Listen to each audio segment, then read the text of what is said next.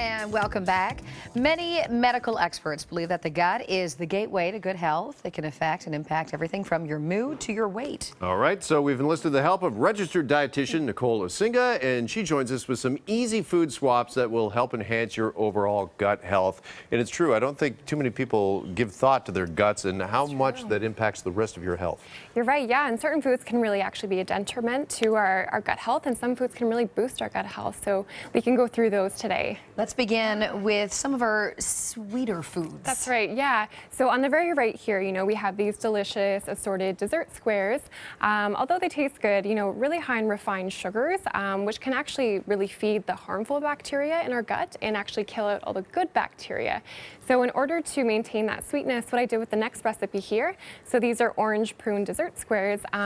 Instead of those refined sweeteners, I added in some natural California prunes, which add a nice flavor and texture to the dessert, and it's really going to boost our gut health because there's a lot of added fiber to them and only 100 calories for 5 prunes. Not bad. So. I've been using prunes and dates in smoothies, and it really does enhance the sweetness. You got to be careful because it's even more powerful than sugar sometimes. That's right. That's right. Yeah. So add a lot of benefit to a variety of foods for sure. Okay. Yeah. Moving on to some beverage options. Beverage options. Yeah. So typically, when a lot of us are sick, we might reach for a ginger ale to really cut down on the nausea, right? Because ginger can help with that. There's actually no real ginger in our ginger ale right there, and a lot of added sugar. So what we want to do instead is actually we want to try some, this is a kombucha drink. So kombucha is sort of a fermented tea beverage packed with probiotics, and there actually is some real ginger in this guy and a lot less sugar than the ginger ale over there. Yeah. So. Can I have too much kombucha?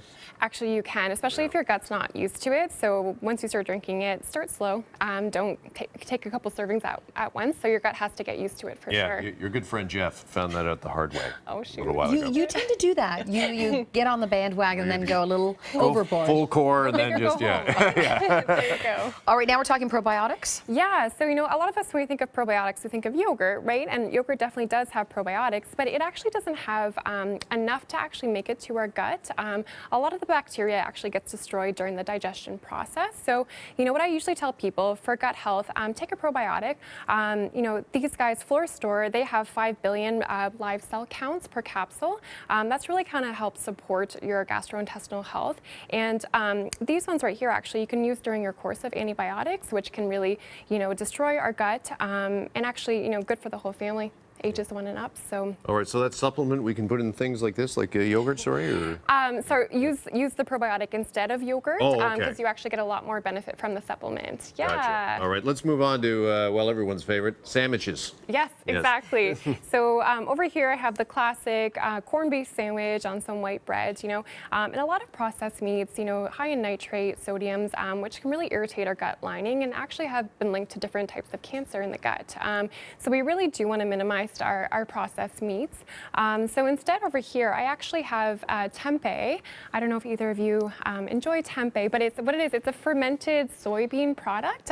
So again, with the fermentation, adding some good bacteria to our gut, and actually quite high in protein, about 15 grams of protein for 4 ounces, which is fairly comparable to meat. And I actually added some more California prunes on the sandwich, which just shows how versatile they are. Yeah, so. and I'm sorry, that's tempeh, not tempeh, which is something different. Okay. Something different, yeah. So, and also the sourdough bread that I have it on actually is a little bit easier to digest versus our classic white bread. So.